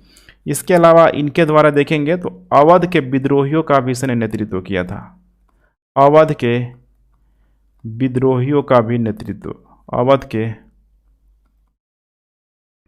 विद्रोहियों का भी नेतृत्व यहाँ पे किया गया था। कुछ और क्षेत्र हैं, जैसे कि हम लोग बात कर रहे हैं पटना में, तो पटना में किया गया था पीर अली के नेतृत्व में, पीर अली के नेतृत्व में। पीर अली ने तो सीधे सीधे नारा दे दिया था कि भाई गुलामी से अच्छा है यहाँ पे हमारा, ठीक है, मौत को गले लगा लेना, मैंने गुलामी की ज़िंदगी से अच्छा है मौत को गले लगा लेना। तो ये भी आगे में खुद पढ़े पटना में। अब अगले क्लास में हम लोग देखेंगे जब 1857 की क्रांति का, ठीक है, बिहार के संदर्भ में स्टडी करेंगे। उसके बाद हम लोग बात करें यहाँ पे आरा में, तो आरा में कुंवर सिंह के नेतृत्व में, कुंवर सिंह के नेतृत्व में। उसी तरीके से असम के क्षेत्रों में देखेंगे तो मनीराम दीवाना के नेतृत्व में, मनीराम दीवाना। कश्मीर में भी पूछा जा सकता है। कश्मीर में जैसे बात करेंगे तो गुलाब सिंह के नेतृत्व में, गुलाब सिंह के नेतृत्व में। वैसे ही एक क्षेत्र है संभलपुर, संभलपुर में देखेंगे तो सुरेंद्र शाही के नेतृत्व में, सुरेंद्र शाही के यहाँ पे नेतृत्व में। ठीक है, तो यहाँ पे आपको यहाँ पे ध्यान रखना है। तो यहाँ पे देख पा रहे हैं ना, यहाँ पे पूरा का पूरा ये जो है 1857 की क्रांति का पूरा पूरा एक घटनाक्रम है कि भारत के किन किन क्षेत्रों में यहाँ पे पूरी तरीके से यहाँ पे विद्रोह किया गया था। मध्य प्रदेश के क्षेत्रों में भी कुछ हद तक देखेंगे, मुंबई के क्षेत्रों की तरफ देखेंगे तो वहाँ पे कोई ऐसा नाम तो नहीं आता है, लेकिन जो भी विद्रोह कर रहा था वहाँ के लोगों की भावनाएँ उन विद्रोहियों के साथ थी। ठीक है, अब आइए हम लोग बात करते हैं विद्रोह का दमन, किस प्रकार से अंग्रेजों के द्वारा यहाँ पे दमन किया गया। तो विद्रोह का दमन या फिर इसी को पतन कह सकते हैं, पतन। ठीक है, तो अंग्रेजों ने देखा कि भाई देख रहे हैं ना भारत का मैप है, ठीक है, कुछ इस टाइप का कि पूरा का पूरा जो विद्रोह है यही क्षेत्र में फैला हुआ है, बिहार और यूपी के क्षेत्रों में यहाँ पे फैला हुआ है। ठीक है, और नीचे यहाँ पे हो जाएगा एमपी का क्षेत्र। तो एमपी में उस समय ध्यान रखिएगा, एमपी में उस समय यहाँ पे हुआ करता था सिंधिया, सिंधिया समझ रहे हैं, सिंधिया जो बिल्कुल ही अंग्रेजों का यहाँ पे चाटुकार के रूप में मौजूद था। दूसरी तरफ यहाँ पे बिहार में देखेंगे तो बहुत सारे यहाँ पे बिहारी जो ठीक है जमींदार थे। ठीक है, जमींदारों ने भी अंग्रेजों का सपोर्ट किया, सिंधिया ने भी अंग्रेजों का बहुत हद तक यहाँ पे सपोर्ट किया। ठीक है, तो अंग्रेजों ने एक रणनीति अपनाई कि अगर इन लोगों को इधर पूरब से अगर ठीक है खदेड़ा जाए और पश्चिम से अगर इधर अटैक किया जाए तो बीच में विद्रोही ठीक है पूरी तरीके से घिर जाएंगे। समझ रहे हैं, दक्षिण में आ नहीं सकते हैं क्योंकि इधर सिंधिया मौजूद है, दक्षिण में इधर इनकी ठीक है बेहद ही शानदार संरचनात्मक व्यवस्था अंग्रेजों की मौजूद थी। भागने का इनके पास एक ही जगह था, जो भी विद्रोही लोग थे, जैसे कि लियाकत अली खान की बात करें, बेगम हजरत महल की बात करें, ठीक है, नाना साहब की बात करें, तो बहुत सारे विद्रोही ये इन सारे क्षेत्रों में, नेपाल के क्षेत्रों में लोग भाग गया, नेपाल के क्षेत्रों में यहाँ पे भाग गया। ठीक है, तो यहाँ पे ध्यान रखना है। अब अंग्रेजों ने 1858 में देखेंगे तो दमनात्मक कार्रवाई यहाँ पे शुरू कर दी, दमनात्मक कार्रवाई यहाँ पे शुरू कर दी। और उस समय देखेंगे तो जो सैन्य अधिकारी था लॉर्ड कैंपबेल, इसका नाम आप लोग जरूर याद रखिएगा, लॉर्ड कैंपबेल, बड़ी मात्रा में इसने विद्रोहों को दबाया, जैसे कि लखनऊ हो गया, कानपुर हो गया, बरेली, बरेली, फैजाबाद, इन सारे ही क्षेत्रों में विद्रोह दबाया गया लॉर्ड कैंपबेल के द्वारा। इसमें और एक व्यक्ति का नाम है कर्नल नील, कर्नल नील, इसके द्वारा इलाहाबाद के विद्रोह को यहाँ पे दबाया गया, इलाहाबाद के विद्रोह को दबाया गया। अब आइए हम लोग बात करते हैं कि इसकी असफलता का कारण क्या था, आखिर ये लोग क्यों हार गया, असफलता का कारण। ठीक है, अब इसमें आपको थोड़ा सा ठीक है विश्लेषण परख आपको आंसर राइटिंग करना होगा। सबसे पहले हम लोग बात करेंगे यहाँ पे कि निश्चित उद्देश्य का अभाव, निश्चित उद्देश्य का अभाव। ठीक है, सबसे बड़ा कारण यही था। ठीक है, चूंकि इसमें देखेंगे तो इसमें सैनिक लोग भी मौजूद था, जमींदार लोग भी मौजूद था, किसान लोग भी यहाँ पे मौजूद था, लेकिन इन सबके यहाँ पे जो लक्ष्य थे अलग अलग थे, लक्ष्य अलग अलग थे। समझ रहे हैं, यहाँ पे एक तरीके से देखेंगे तो लक्ष्य एक ही था कि भाई हमको अंग्रेजों से यहाँ पे मुक्ति प्राप्त करना है, लेकिन सैनिकों को था कि भाई हमारी सैनिक गतिविधियाँ ठीक हो जाए, भेदभाव ना हो सके, धार्मिक जो भी ठीक है मतलब अपना जो भी आडंबर थोपने का प्रयास किया जा रहा है हम पे, भाई वो ना थोपा जाए। जमींदारों को लगता था कि भाई इनकी जमींदारी वापस मिल जाए, किसानों को भी कुछ कुछ मामला यही था। तो लक्ष्य इनका क्या था, अलग अलग था यहाँ पे। दूसरी बात करें हम लोग यहाँ पे राष्ट्रीयता का भावना, राष्ट्रीयता की ठीक है भावना का अभाव, अभाव यहाँ तक देखेंगे 1857 की क्रांति में तो माना जाता है कि भारत अभी तक महज एक भौगोलिक सीमा था, भारत महज एक भौगोलिक सीमा था, अर्थात यहाँ पे क्षेत्रीय पहचान थी, ना किसी को यह लग रहा था कि हम भारतीय हैं, क्षेत्रीय पहचान के रूप में ये लोग परिणित हो रहे थे कि भाई हम इस प्रांत के हैं, हम इस प्रांत के हैं। तो राष्ट्रीयता की भावना यहाँ पे जब थी ही नहीं, ठीक है, राष्ट्रीयता की भावना मतलब किसी भी आधार पे आ सकता है। एक क्षेत्र में रहने वाले लोग, चाहे वो धर्म के नाम पे हो, भाषा के नाम पे हो, सांस्कृतिक धार्मिक गतिविधियों के नाम पे हो, किसी भी रूप में ये लोग यहाँ पे एकजुट हो सकते हैं। जैसे पाकिस्तान है, पाकिस्तान में राष्ट्रीयता की जो भावना है बहुत बड़ा कारण है धर्म है, ठीक है, वैसे आपको समझना है। उसके बाद हम लोग देखें यहाँ पे कुशल नेतृत्व का अभाव, कुशल नेतृत्व का अभाव।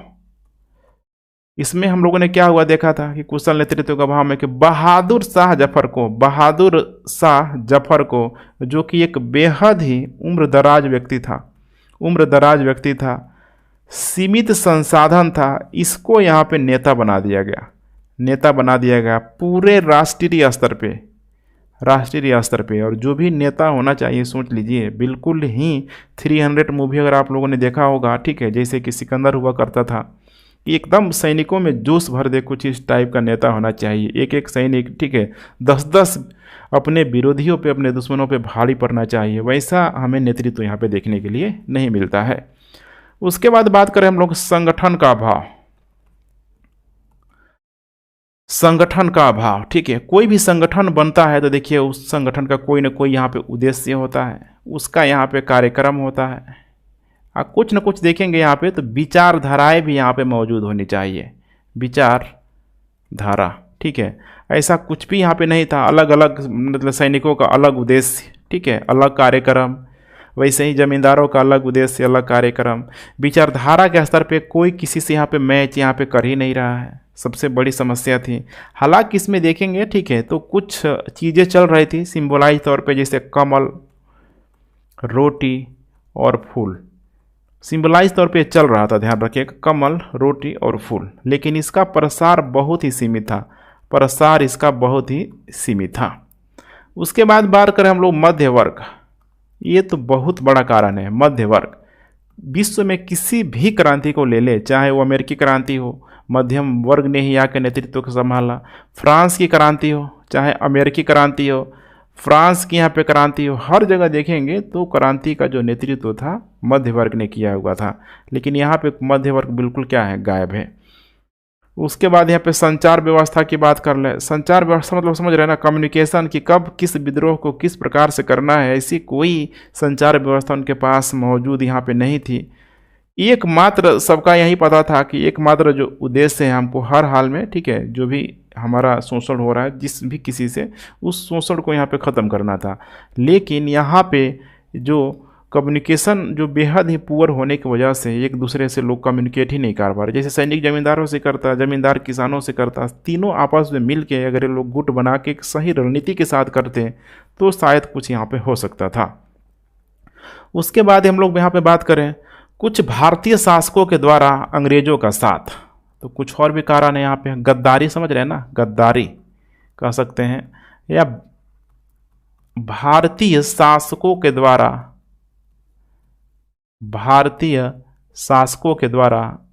अंग्रेजों का स्वाथ। अभी मैंने आपको एग्जांपल दिया था, जैसे कि ग्वालियर में हो जाएगा, ठीक है, ग्वालियर का सिंधिया अभी वर्तमान में, ठीक है, इनकी पीढ़ियाँ जीवित है, मौजूद है, ठीक है, पॉलिटिकल पार्टी में पार्टिसिपेट करती हैं। उसके बाद से बिहार में भी देखिए हम लोग, तो कहना कोई गलत नहीं होगा, बिहार में चाहे हम लोग बात कर ले मुजफ्फरपुर, बेतिया के तरफ, ठीक है, वहाँ के राजा रजवाड़ों ने अंग्रेजों का, ठीक है, सपोर्ट किया हुआ था। इन्हीं के सपोर्ट के दम पे अंग्रेजों के द्वारा बोला भी गया था कि भाई हम उस तूफान में, समझ रहे ना, आंधी तूफान में हम लोग तो उसी समय ख़त्म हो जाते, दह जाते, हमारा अस्तित्व ख़त्म हो जाता। लेकिन भारत के शासकों ने, राजा रजवाड़ों, बड़े बड़े जमींदारों ने एक, समझ रहे हैं ना, एक डैम की भांति कार्य किया जो उन विनाश तूफान को पूरी तरीके से रोक लिया। तो यहाँ पे भी आपको ध्यान रखना है। उसके बाद यहाँ पे बात करना है यहाँ पे, ठीक है, भारत की तुलना, ठीक है, और उसके बाद हम लोग बात करेंगे यहाँ पे ब्रिटिश पक्ष की मजबूती, ठीक है, ब्रिटिश पक्ष की मजबूती। तो ब्रिटिश पक्ष की मजबूती की बात करें तो अंग्रेजों के पास, अब ये कहना तो गलत नहीं होगा कि अंग्रेजों के पास एक सुव्यवस्थित शासन व्यवस्था मौजूद थी, अंग्रेजों के पास संगठित सैन्य व्यवस्था, आधुनिक जो उपकरण की बात कर ले, आधुनिक उपकरण, संचार व्यवस्था की बात कर ले, संचार व्यवस्था, ये अंग्रेजों के पास बहुत ही शानदार तरीके से कार्य कर रही थी। लेकिन यहाँ पे देखेंगे हम लोग, ठीक है, भारत की जब तुलना यहाँ पे करेंगे, खासकर इनकी रणनीतिक भूल के रूप में, तो ये कहना यहाँ पे ज़्यादा सहज होगा। रणनीतिक भूल कैसे साबित हुई? तो देखिए, जब विद्रोही सब आया भाग के दिल्ली पर यहाँ पे कब्जा कर लिया, जो भी विद्रोही, मतलब समझ रहे हैं ना, मैंने एक तरीके से आपको समझना है कि केंद्र में जब भी किसी की शासन होती है, केंद्र में जब भी किसी की शासन होती है, उसके खिलाफ कोई भी आवाज़ उठाएगा तो उसको केंद्र हमेशा उसको विद्रोही आतंकवादी कहती है। तो उस समय केंद्र में कौन था? अंग्रेज लोग मौजूद था। जो भी लोग इनके खिलाफ आवाज़ उठाता था, चाहे ठीक है कोई भी हो, सैनिक हो, आम जन हो, किसान, जमींदार, शासक, तो वो लोग उनको विद्रोही बोलता था। ठीक है, आज भी ये चीज़ आपको देखने के लिए मिल जाएगा।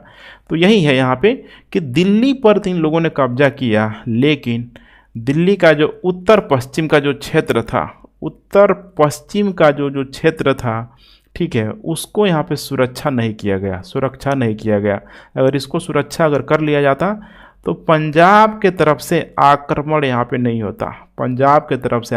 होता। जैसे कि इस इमेज को देखने की कोशिश कीजिए, इधर ही पंजाब के तरफ से आक्रमण हुआ, ठीक है, जिसमें अंग्रेजों को बढ़त मिलती गई थी। ये बहुत बड़ी समस्या थी। अगर यहीं पे दिल्ली के उत्तर पश्चिम के क्षेत्रों को सिक्योर कर लिया जाता तो शायद मामला, ठीक है, बहुत हद तक यहाँ पे भारतीयों के फेवर में होता। अब आइए हम लोग बात करते हैं इसके परिणाम की। परिणाम इसका क्या हुआ,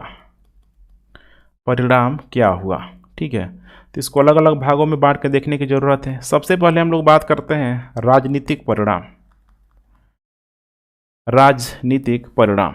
इसमें क्या हुआ? तो यहाँ पे मुगल शासन का अंत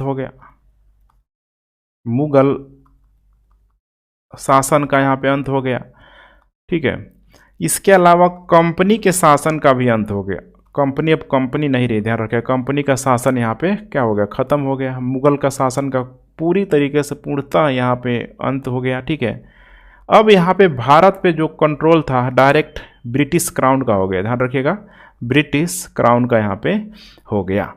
अब भारत को चलाने के लिए देखेंगे तो जो भी यहाँ पे COD था, BOD था, ठीक है, court of director, board of director, ठीक है, इन सबको ख़त्म करके, ध्यान रखिएगा, इन सबको ख़त्म करके शासन को चलाने के लिए भारत सचिव पद सृजित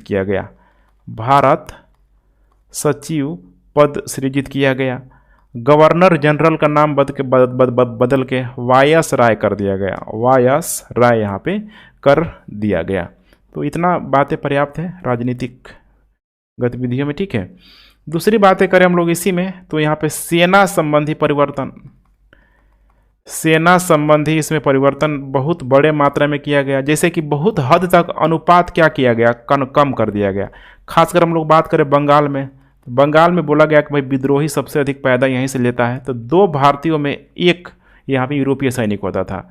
वही मद्रास की तरफ देखेंगे तो यहाँ पे चूंकि हिंसाएं नहीं हुई थी, तो 5 भारतीयों में महज यहाँ पे 1 ही यूरोपीय सैनिक होता था, ठीक है।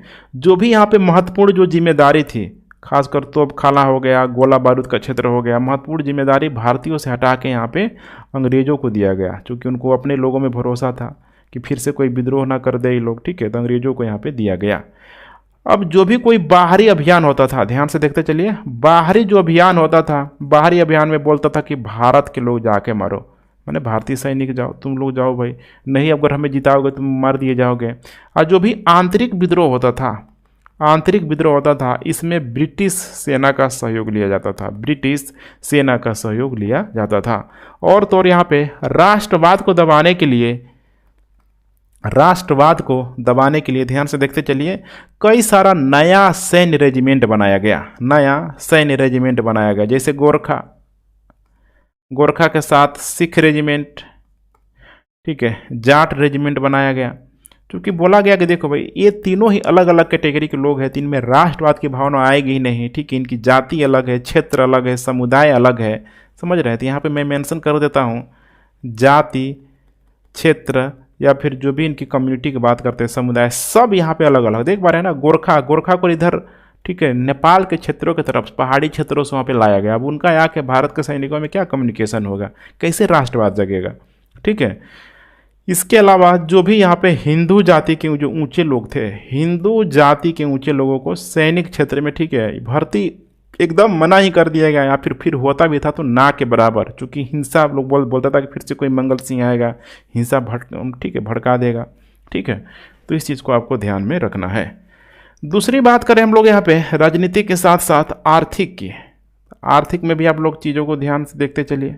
आर्थिक, ठीक है, आर्थिक में देखेंगे तो इसको पूंजी निवेश का काल माना जा सकता है। पूंजी निवेश का काल। अब ऐसा लग रहा होगा कि अंग्रेज बड़ी मात्रा में पूंजी का निवेश कर रहा है तो भारतीयों को फायदा होगा, ठीक है, खासकर रेल और तार के क्षेत्रों में, ठीक है, सड़क के क्षेत्र में, रेल तार हो गया, सड़क के क्षेत्र में हो गया। लेकिन अंग्रेजों ने यहाँ पे, ठीक है, ये सब किया तो अपने स्वार्थपरक नीतियों की वजह से, अपनी आवश्यकताओं को पूरा करने के लिए, ताकि और भारत को अच्छे तरीके से निचोड़ा जा सके। ध्यान रखिएगा, सबसे बड़ी भूल होती है, क्योंकि रेल बनाया तो रेल से लगेगा कि भाई भारतीयों को भी फायदा हुआ, ठीक है। अब एक ही जगह पे अगर किसी भी प्रगतिशील चीज़ का अगर, ठीक है, समझ पा रहे हैं ना, सृजन हो रहा है, उसका निर्माण किया जा रहा है, तो स्वाभाविक सी बात है उससे लोगों को फायदा होगा। लेकिन इसका दूसरा सबसे बड़ा घाटा ये है कि जिन लोगों को फायदा हो रहा है उनकी ही फसलें, उनकी ही संपत्तियाँ इन्हीं ट्रेनों में लाद लाद के, ठीक है, भारत के समुद्र तटों के किनारे यहाँ पे गिराया जा रहा है। फिर उसको जहाज़ों के माध्यम से, समझ रहे हैं ना, इंग्लैंड के टेम्स नदी तक ले जाया जा रहा है। तो इसको आपको समझना है, ये सब यहाँ पे हो रहा था ब्रिटिश औपनिवेशिक नीतियों की वजह से। उसके बाद से हम लोग बात करते हैं सामाजिक सांस्कृतिक परिणाम। सामाजिक सांस्कृतिक परिणाम के रूप में तो अंग्रेजों को यहाँ पे लग गया था कि देखो भाई, अब तो हमें हस्तक्षेप की नीति को अपनाना होगा, हस्तक्षेप की नीति को अपनाना होगा। यहाँ पे हस्तक्षेप करने से कोई हमें फ़ायदा नहीं है। लेकिन साथ में अंग्रेजों ने ये भी देखा कि देखो, थोड़े मोड़े जो भी राजा रजवाड़े हम लोगों को सपोर्ट किया था, हम लोग भाई ऐसे स्टेबलाइज हो गए भारत में, हमें और अधिक नए सहयोगियों की ज़रूरत है। नए सहयोगियों की यहाँ पे ज़रूरत है। अब नए सहयोगियों में भारत के जो भी, ठीक है, अमीर अमीर जो लोग थे, जैसे कि इसमें सामंत थे, ठीक है, सामंत थे, राजकुमार कह सकते हैं, या फिर जमींदार कह सकते हैं, बड़े किसान कह सकते हैं। बड़े किसान सब अंग्रेजों के चाटुकार बन गए। अंग्रेजों ने इन लोगों को सीधे ही खरीद लिया, और यही तो कारण है ना, ठीक है। अंग्रेज लोग गया तो जाने के बाद जो भी उनकी संपत्ति थी सब इन्हीं लोगों ने क्या किया, हथिया लिया, ठीक है। आज भी देख पा रहे हैं ना, भारत में लैंड डिस्ट्रीब्यूशन बहुत ही माने बेकार हुआ है, ठीक है। वर्तमान में सबसे बड़ी समस्या है, देखिए, नेक्सलाइट समस्या, ठीक है। चलिए, उसके बाद हम लोग कुछ और भी कारणों की बात करें, जैसे कि फूट डालो राज करो की नीति।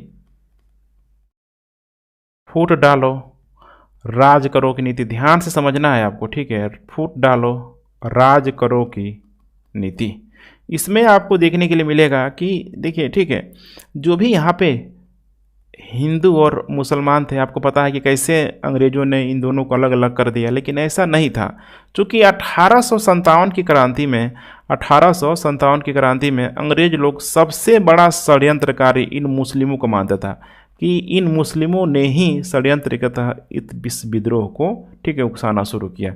इसीलिए देखेंगे तो 1857 से लेके 1885-87 के पहले देखेंगे ना, तो यहाँ पे अंग्रेजों के द्वारा मुस्लिमों का बहुत हद तक दमन भी किया गया, भेदभाव किया गया। सरकारी नौकरी वगैरह इनको यहाँ पे नहीं मिलता था, बिल्कुल मुस्लिम लोग हाँसी में चला गया। लेकिन अंग्रेजों ने दूसरा एंगल ये भी देखा कि धर्म का मामला इनके अंदर इतना मजबूत है कि अगर इनको एक जगह अगर सह दे दिया जाए, ठीक है, खासकर इन दोनों को लड़ा दिया जाए, तो हम बहुत अधिक फायदे में होंगे। और इसी का अंग्रेजों ने फ़ायदा उठाया, ठीक है। जनगणना करवाया, ठीक है, बंगाल में जनगणना करवाया, जिसकी वजह से अंग्रेजों ने 2 भागों में बांट दिया, पूर्वी बंगाल, दूसरा है यहाँ पे पश्चिमी बंगाल। तो पश्चिमी बंगाल में अधिकतर बहुसंख्यक हिंदू थी यहाँ पे, और यहाँ पे क्या था, मुस्लिम था, पूर्वी बंगाल में, जो कि वर्तमान में आज बांग्लादेश के रूप में मौजूद है। तो यहीं से आपको समझना है पूर्वी बंगाल में। अब यहाँ पे अंग्रेजों को लगा कि भैया इन मुसलमानों को अब आके शरण देना बहुत ज़रूरी है, इनको शरण देना बहुत ज़रूरी है। और इनको इतना उकसा दो हिंदुओं के प्रति कि पूरी तरीके से ये लोग ठीक है एग्रेसिव हो जाए, ध्यान रखिएगा, ठीक है। इसीलिए इसका सबसे बड़ा जीता जागता परिणाम है यहाँ पे 1909 का पृथक निर्वाचन यहाँ पे दे दिया गया कि भाई तुम लोग अल्पसंख्यक हो, हिंदू लोग तुम्हारे अधिकारों को मार के खा जाएंगे, पृथक निर्वाचन ले लो, ठीक है, कितना तुम्हारे लिए अच्छा होगा। पृथक निर्वाचन दे दिया गया। यही तो सबसे बड़ा समस्या था, फूट डालो राज करो की नीति, धर्म के माध्यम से दोनों को लड़ाओ। तो परिणाम में यहाँ पे कुछ परिणाम है, 4 परिणाम हम लोगों ने देख लिया। कुछ और परिणामों को हम लोग देखने का प्रयास करते हैं, जैसे कि सर्वोच्च शक्ति के रूप में लोग अपने आप को स्टेबलाइज किया। सर्वोच्च शक्ति के रूप में अर्थात अपने आप को बोलता था कि भाई हम लोग कौन है, स्वामी है। कौन है हम लोग, स्वामी है, ठीक है। और इसमें भारतीय लोगों को, ठीक है, जो भारतीय लोगों को यहाँ पे असभ्य करार दिया, असभ्य, और बोला कि हम स्वाभी हैं, हम बिल्कुल यहाँ पे सभ्य हैं।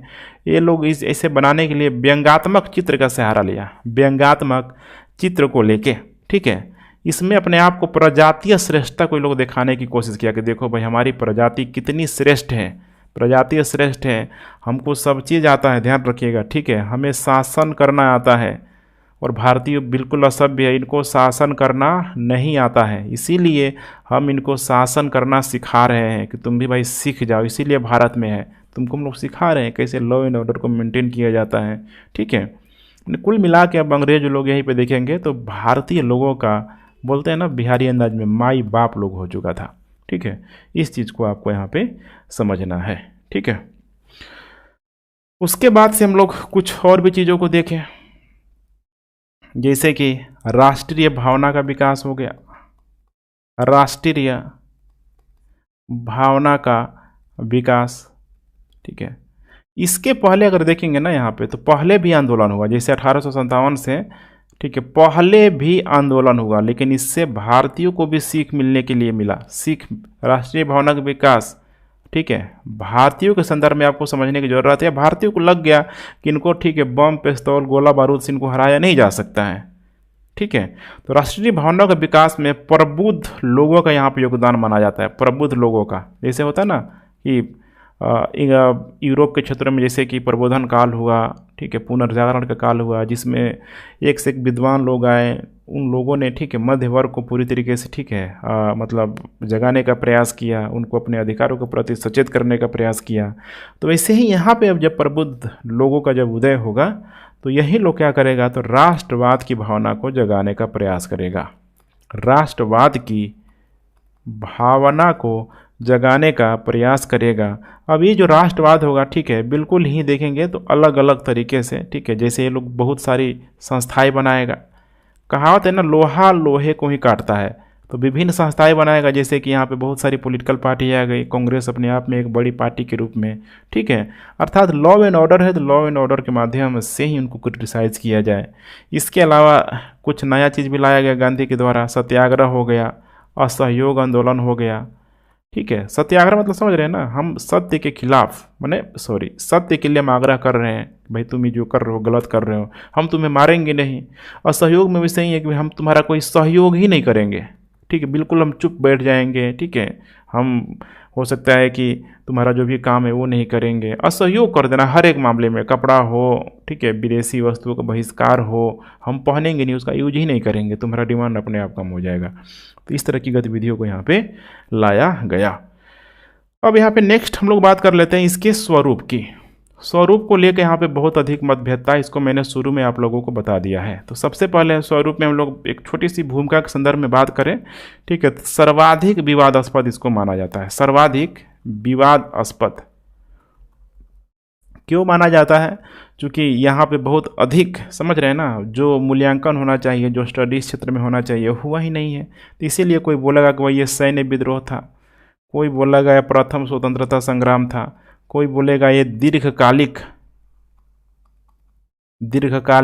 या फिर राष्ट्रीय, या फिर कोई बोलेगा ये क्षेत्रीय परिणाम था, ठीक है, अलग अलग, ठीक है, इसका एस्पेक्ट यहाँ पे लिया जाता है। इसीलिए इसका, ठीक है, तार्किक मूल्यांकन करना बेहद ही जरूरी हो जाता है, तार्किक मूल्यांकन करना बेहद ही जरूरी हो जाता है। और तार्किक मूल्यांकन कब होगा यहाँ पे, ठीक है, तब होगा जब यहाँ पे भारतीय विचारक हो गया, या फिर जो भी यहाँ पे ब्रिटिश विचारक, ठीक है, दोनों ही अपनी बातों को एकदम निष्पक्ष तरीके से देखने का प्रयास करेंगे। जैसे भारतीय जो विचारक हैं, ये लोग बोलता है कि ये कुछ नहीं, ये स्वतंत्रता संग्राम एकदम था, स्वतंत्रता संग्राम था। लेकिन वही ब्रिटिश विचारक लोग बोलता था कि नहीं, ये तो बहुत ही इसका सीमित रूप था ये, ठीक है, इसको स्वतंत्रता आंदोलन कहना यहाँ पे सही नहीं होगा। अब आइए हम लोग बात करते हैं इसी के अंतर्गत जो भी यहाँ पे विभिन्न विचार है कि कौन कौन क्या विचार रखता है। फिर एक छोटा सा हम लोग इसमें निष्कर्ष देखने का प्रयास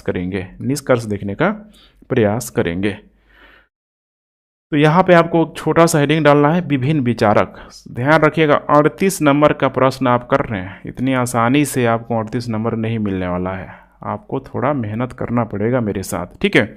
विभिन्न विचारक, इसमें नंबर 1 हम लोग बात करें यहाँ पे, ठीक है, ब्रिटिश विचारकों की। इसमें कुछ आपको नाम देखने के लिए मिलेगा ब्रिटिश विचारकों की। तो जैसे सबसे पहले हम लोग बात करें यहाँ पे सैन्य विद्रोह को लेके कि सैन्य विद्रोह कौन कौन बोला है, किस आधार पे बोला है, फिर उसको हम लोग डिफेंड करेंगे। सैन्य विद्रोह में देखेंगे तो इसमें कुछ इतिहासकार हैं, जैसे कि जॉन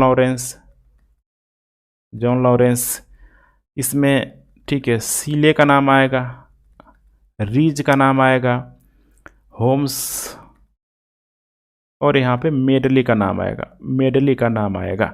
देखिए इन लोगों का क्या यहाँ पे आर्गुमेंट था, ठीक है। इन लोगों ने बोला कि देखो कुछ नहीं था, डलहौजी ने जो नीति बनाया था ना, डलहौजी की नीतियों से कुछ लोग यहाँ पे क्या हो चुके थे, नाराज हो गए थे। और ये बहुत ही सीमित क्षेत्र में हुआ। जैसे कि अगर देखा जाए यहाँ पे, तो यहाँ पे जन समर्थन का अभाव था, स्थानीय नेतृत्व ना के बराबर था, स्थानीय नेतृत्व कुछ नहीं था, यहाँ पे कोई नेतृत्व कर ही नहीं रहा था। देशभक्ति की भावना में यहाँ पे कुछ खास बढ़ोतरी नहीं थी, देशभक्ति राष्ट्रवाद कुछ यहाँ पे ऐसे था ही नहीं। ये हर जगह लोग बता रहा है कि भाई देखो कुछ नहीं है, ठीक है, डलहौजी की नीतियों की वजह से यहाँ पे, ठीक है, हुआ था, ठीक है। तो यहाँ पे ये लोग यही आर्गूमेंट अपना रख रहा है। लेकिन आपको अब यहाँ पे इसकी आलोचना करना है कि देखो ऐसा कहना यहाँ पे सही नहीं होगा, ठीक है। डलहौजी की नीतियों से सबसे अधिक जो प्रभावित हुआ था वो था यहाँ पे भारत का जो भी कह लें, ठीक है, जो राजवाड़ा था, प्रांतों में जो भी यहाँ पे शासक थे वो प्रभावित हुए थे।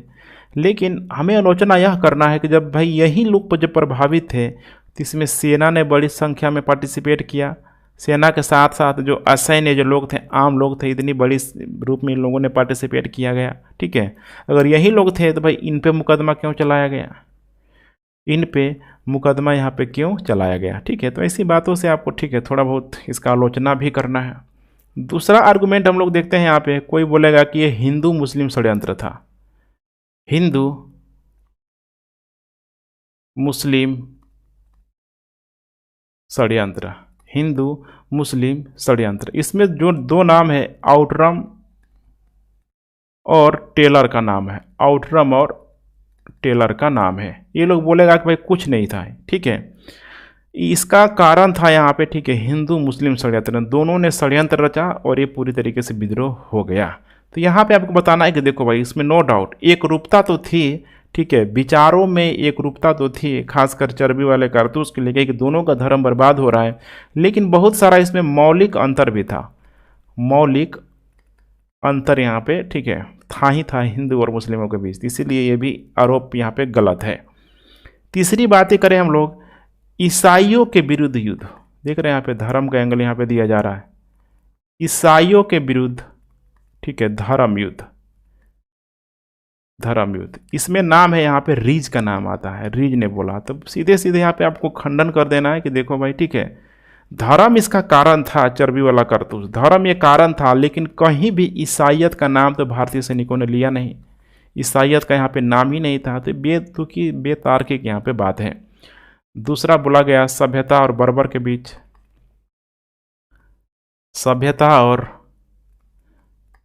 के बीच, ठीक है, ये बोला गया होम्स के द्वारा, ध्यान रखिएगा, होम्स के द्वारा ये बोला गया, ठीक है। देख रहे हैं ना, सभ्यता और बर्बर के बीच। तो भाई ये यही हम बताने की कोशिश कर रहे हैं कि ठीक है भाई, भारत के लोग यहाँ पे बर्बर थे, ठीक है, भारत के लोग बर्बर थे, जो कि अलग अलग जगहों पे, दिल्ली, लखनऊ, कानपुर पे लोगों ने, ठीक है, बर्बरता की वजह से विद्रोह किया। लेकिन तुम जब सभ्य थे तो भाई तुमने बदला क्यों लिया? सभ्य लोगों का काम तो नहीं है कि बदला ले लेना, तुमने भी उससे अधिक बर्बरता तुमने दिखाया। तो अब बताओ, अगर भारतीय लोग बर्बर थे तो तुम क्या सभ्य हो? तुम तो सभ्यता से भी ज़्यादा, बर्बरता से भी ज़्यादा तुम एक स्टेप आगे निकल गए, ठीक है। तुमने बहुत ही अधिक क्या लिया? बदला लिया।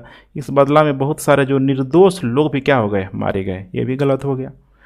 उसके बाद दिखाना एक श्वेत और अश्वेत को लेके, श्वेत और अश्वेत को लेकर देख रहे हैं ना, विदेशी लोग हर एक एंगल देने का प्रयास कर रहा है। इसमें एक नाम आएगा यहाँ पे मेरेली का, मेरेली बोलेगा श्वेत अश्वेत विद्रोह था, ठीक है। तो यहाँ पे आपको बताना है कि अगर श्वेत अश्वेत विद्रोह होता ना तो भाई कब के तुम लोगों के यहाँ से निपटा दिया गया होता, यहीं से डाल दीजिएगा, ठीक है। चूँकि इसको कहना सही नहीं होगा, चूँकि अगर तुम लोग भारतीय लोगों को अगर अश्वेत बोल रहे हो तो इन अश्वेतों ने तुम्हारा बहुत क्या दिया था? साथ दिया था। इन्हीं की वजह से तुम बच गए। तो कुछ यही सारी बातें हैं ब्रिटिशरों के बारे में आपको यहाँ पे बता देना है। दूसरा यहाँ पे लॉजिकल, ठीक है, जो आर्गुमेंट लेना है यहाँ पे भारतीयों का, कि भारत के लोग, भारतीय इतिहासकार इसमें क्या सोचते हैं।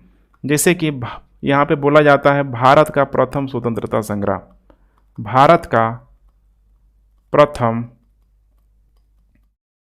स्वतंत्रता संग्राम, ये बोला जाता है यहाँ पे वीडी सावरकर के द्वारा, ठीक है, वीडी सावरकर के द्वारा यहाँ पे बोला जाता है। वीडी सावरकर के द्वारा बोला था कि देखो 1857 अचानक नहीं हुआ, ये सुनियोजित तरीके से ये किया गया। इसके पहले भी अगर देखा जाए तो हम लोग बात कर ले 1826-27 का आंदोलन, ठीक है, मैंने क्रांति कह सकते हैं, छोटा मोटा जो हुआ था, 1831-32 का, 1843 का, मैंने समय समय पे वीडी सावरकर द्वारा यह बताया जा रहा है कि बिल्कुल यह एक सुनियोजित था। इसका, ठीक है, अंदाज़ा आप पहले के आंदोलनों से हुए, ठीक है, गतिविधियों से लगा सकते हैं। ये आपको बताने की कोशिश करना है। दूसरी बात यहाँ पे कहा जा रहा है अशोक मेहता के द्वारा कि यह कैसा था? महान विद्रोह था, एक महान विद्रोह था अशोक मेहता के द्वारा, अशोक मेहता के द्वारा। तीसरा बोला जाता है यहाँ पे समंती विद्रोह, जवाहरलाल नेहरू के द्वारा, समंती विद्रोह, ठीक है, नेहरू के द्वारा। इनका आर्गुमेंट क्या होता है कि देखो भाई, उस समय यहाँ पे राष्ट्रवाद की भावना तो आई नहीं थी, राष्ट्रवाद की भावना यहाँ पे जब आई ही नहीं थी, ठीक है, तो यहाँ पे दक्षिण में कोई इस प्रकार का हमें आंदोलन दिखाई नहीं दिया। उत्तर में भी देखें तो वो सीमित था, और सीमित था तो इसमें सीमित जो कैटेगराइज में लोग मौजूद थे, खासकर समंती विद्रोह, जमींदार जो लोग जिनको समस्याएं आई थी, ठीक है, वही लोग इसमें पार्टिसिपेट कर रहे थे।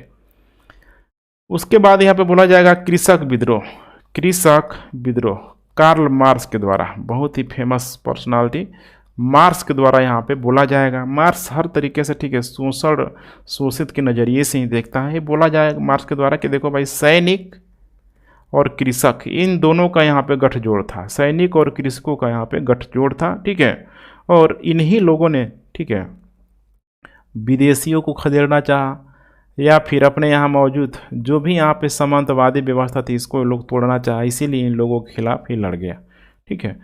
ये भी एक आर्गुमेंट है। दूसरा है यहाँ पे सैन्य विद्रोह, सैन्य विद्रोह,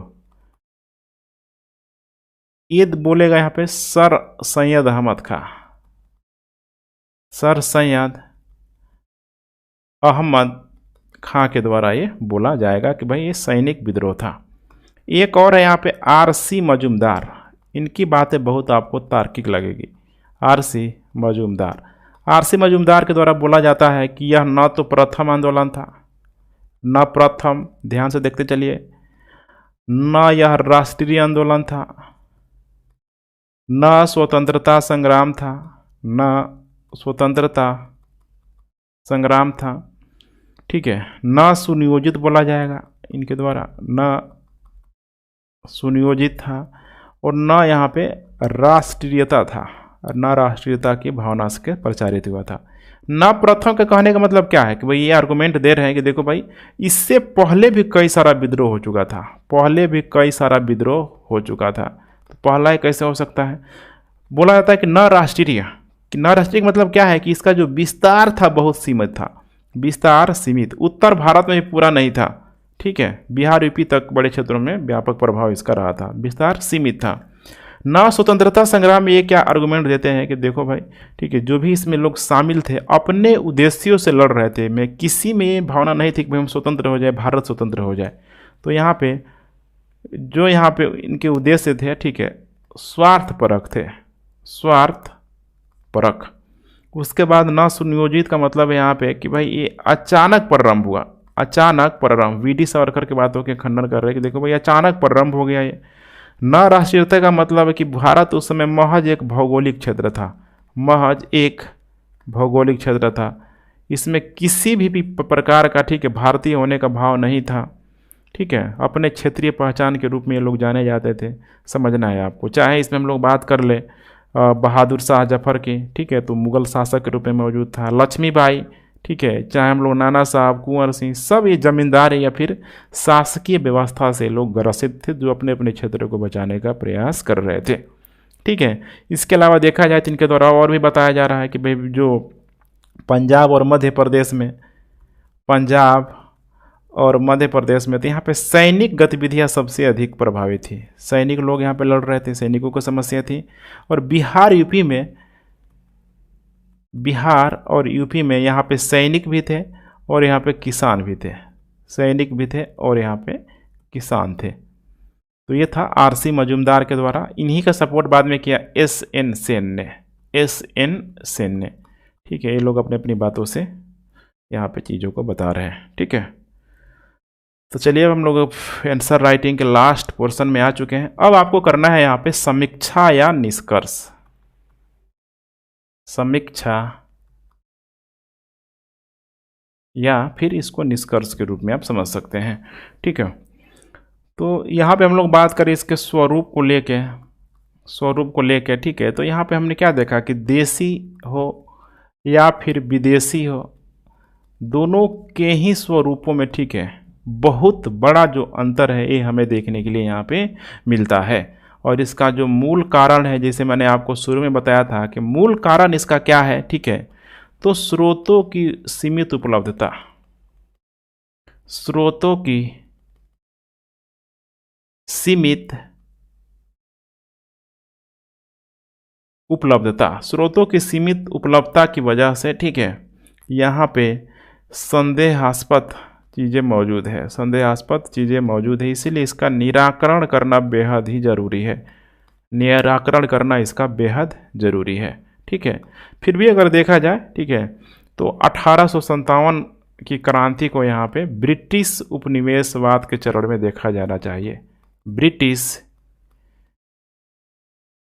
उपनिवेशवाद के चरण में देखा जाना चाहिए, जो कहीं न कहीं इससे भारतीयों का शोषण हो रहा था और इसी शोषण की वजह से ये असंतोष क्या हो गया, पूरी तरीके से फैल गया।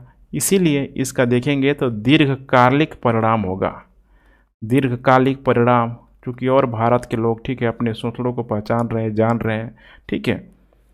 दूसरी बात यहाँ पे किया जाए तो धीरे धीरे अब इसको राष्ट्रीय परिवेश में भी समझने की ज़रूरत है, ठीक है, कि राष्ट्रीय परिवेश के रूप में केंद्र में देखेंगे तो ब्रिटिश विरोधी भावना शुरू हो गई, ब्रिटिश विरोधी भावना, ब्रिटिश विरोधी भावना यहाँ से क्या हो गई, पूरी तरीके से शुरू हो गई। और इसी के फलस्वरूप देखेंगे तो जन भागीदारी पूरी तरीके से ह्यूज मात्रा में यहाँ पे बढ़ने लगी और इसी ने राष्ट्रीय आंदोलन को प्रेरित किया, राष्ट्रीय आंदोलन को प्रेरित किया और फाइनली यहाँ पे देश आज़ाद हुआ। कुल मिला के आपको लास्ट में बता देना है कि स्वतंत्रता का एक सशक्त प्रयास था 1857 की क्रांति, स्वतंत्रता का एक सशक्त प्रयास था, चाहे वो किसी भी मामले में हो, चाहे वो जमींदारों के संदर्भ में बात कर ले, किसानों के संदर्भ में बात कर ले, सैनिक के संदर्भ में बात कर ले, सब तो किसी न किसी रूप में, अगर उनका शोषण हो रहा था तो भाई वो चाह रहे थे कि भाई शोषण ना हो भाई हमारा, ठीक है। तो आपको इस चीज़ को लास्ट में मेंशन करना है कि स्वतंत्रता का एक सशक्त प्रयास यहाँ पे किया गया था इन सारे ही लोगों के द्वारा अपने अधिकारों को पाने के लिए। तो कुल मिला के यही था, ठीक है। कंप्लीट इसका मैंने हर एक एस्पेक्ट, हर एक एंगल को मैंने समझा दिया है। अपना फीडबैक अगर आप लोग यहाँ तक पहुँचे हैं तो ज़रूर दें, कमेंट ज़रूर दें, ठीक है, कमेंट ज़रूर करें। वीडियो को लाइक शेयर कमेंट करते रहें। Thanks for watching. जय हिंद।